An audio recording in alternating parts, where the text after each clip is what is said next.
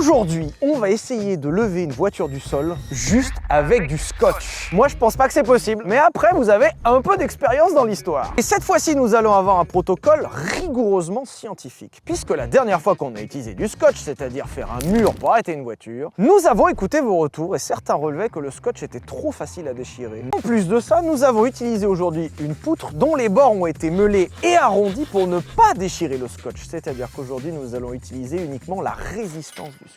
En plus de ce protocole scientifique, nous avons appelé une entreprise scientifique, c'est-à-dire Terem, qui résout tous nos problèmes de façon scientifique, et on leur a demandé la grue la plus scientifique qu'ils avaient. C'est pour ça qu'on a 44 mètres de grue aujourd'hui, parce qu'on sait jamais, si jamais c'est pas assez scientifique, on est bon. Donc scientifique, c'est gros pour toi, c'est ça? Ouais. 54 tonnes de science. Après, je sais pas si t'es au courant, mais Apollo 13, ils ont été sauvés grâce à du scotch. Mais c'est vrai. Et à ce moment-là, pour pouvoir l'adapter d'un côté à l'autre, ils ont fait tout un montage. Et en fait, dans le vaisseau, ils avaient plusieurs équipes.